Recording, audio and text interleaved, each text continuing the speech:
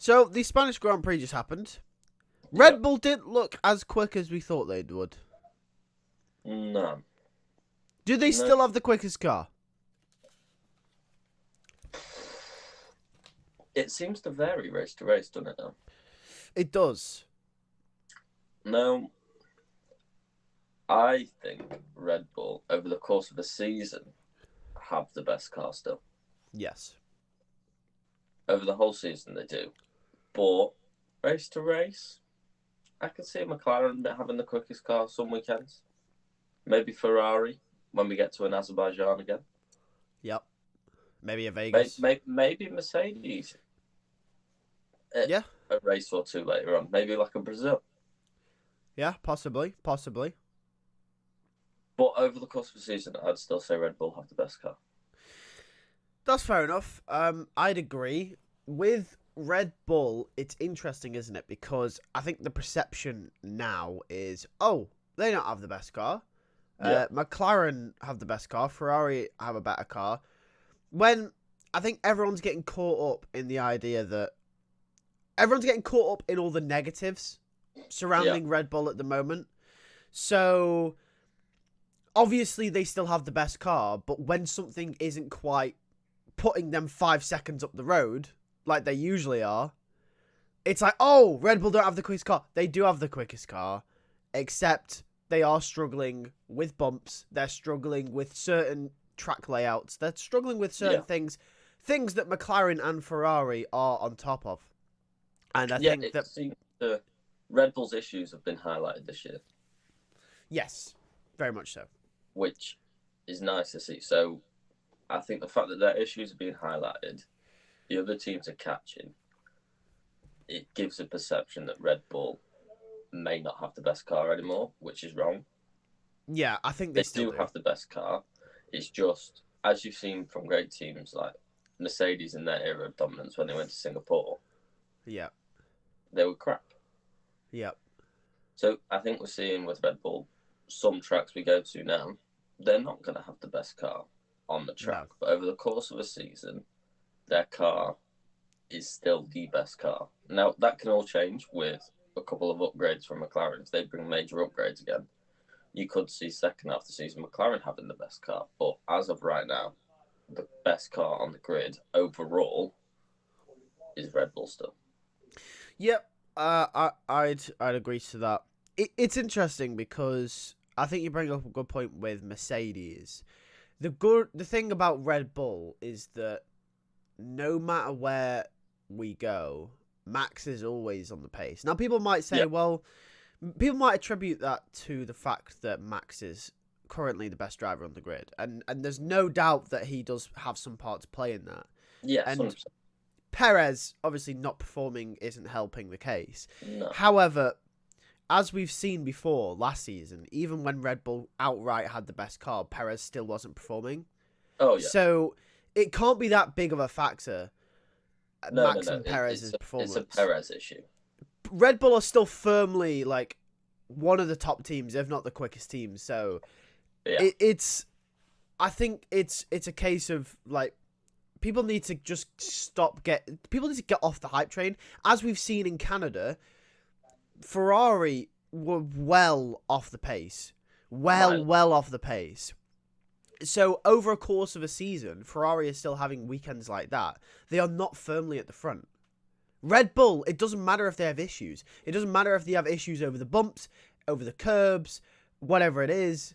If it's an uneven surface, a relayed surface, Red Bull is still at the front, 2/10 off pole position at most. Yeah. Oh, yeah, that's the thing, isn't it? Ferrari have a bad weekend. They're out in Q2. Red Bull have a bad weekend. They're still challenging top 3. Yeah. If not pole. A bad weekend for Red Bull is, well, as we saw in Monaco, Max qualifies 6th, which, by the way, he probably would have started on the front row if he was able to pull off his final lap, but he hit the wall. Yeah. So, and obviously that is Max's fault, but still, Red Bull had the pace to be on the front row. Maybe not to challenge for pole, but... And we're saying that's a bad weekend for them. Yeah. No, yeah. I mean, it's crazy. People... I think it's the fact that this resurgence of Ferrari and McLaren have got people excited in terms of we're going into a weekend now, no longer Red Bull are favourites. I think we go into a weekend, Red Bull are favourites, but there's a possibility that there could be an upset. McLaren, Ferrari could be quicker. Yeah. That's what it is nowadays.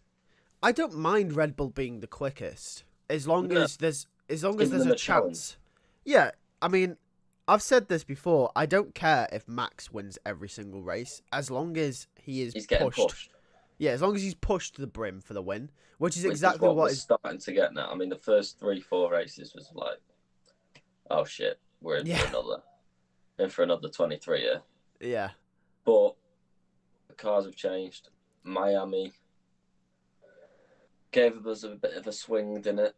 And we've not looked back since. Lando's pressured him countless times. George has gone into the lead on a few times. Charles has won a race. Yep. So it's nice to see. It's different. It is nice to see. And what is good is maybe Red Bull don't have that out and out qualifying pace. They do have a race pace. But I don't know if they have the out and out quality pace anymore. Like past 4 races, 4 different pole sitters, 4 different teams. Yeah. Yeah. Do you know what I mean? Yeah. Like, it's not like, oh, it's been Max, Checo, Lando, and Oscar. We've had a Ferrari of Charles. We've had Max. We've had Lando. We've had George.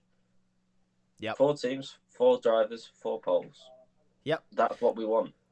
That is what we want. And like we said, no matter who was on pole, Red Bull was still close. Yeah, Red Bull was always second. The only time that they weren't second on the grid was Monaco. Yeah.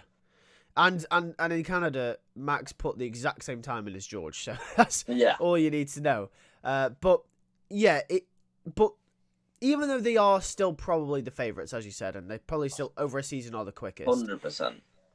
I like that now we can go into a race weekend not knowing potentially who will win the race. With the potential of, like, our predictions aren't just Max, it's McLaren could be there. All Ferrari might be back this time. Mercedes are here. Yeah.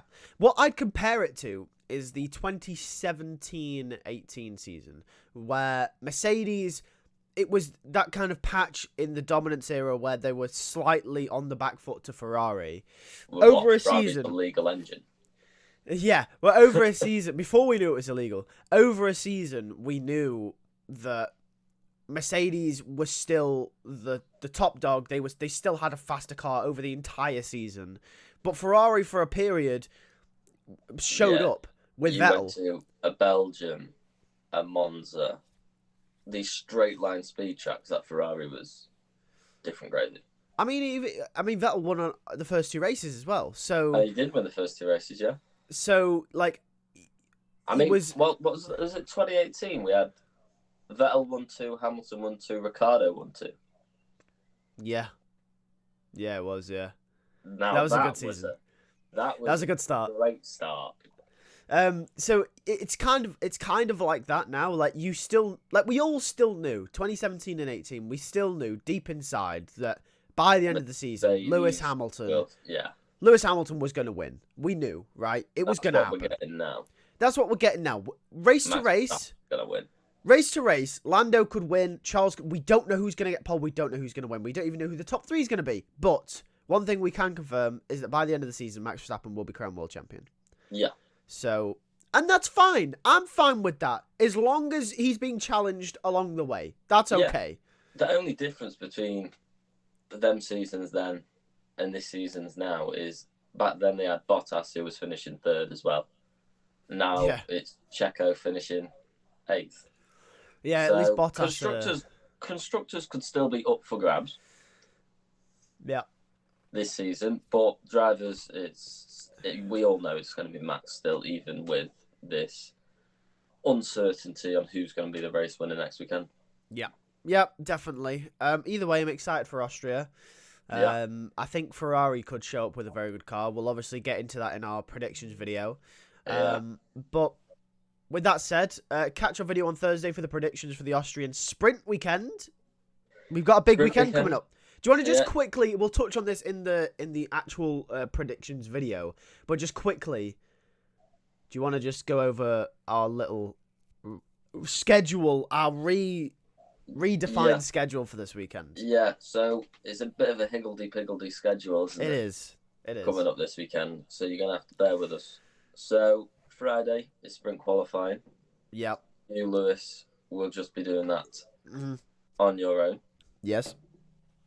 Then Saturday morning / early afternoon, I'm not sure what time it is, but is it about 12ish? Yeah, about 12. It would just be me for the sprint race. Yep. Neither of us will be doing qualifying. We won't be live for qualifying. We both have we both have an event, so we can't. Yeah, we've got an event on, so we can't go live, but we will potentially put something on Instagram. We'll be watching it. We'll be watching it. We'll keep up with the result. We'll watch it. We just can't go live, so we'll put some down. We'll give you our opinion. Yep. But we're both back with a bang on the Sunday for the actual race. As usual.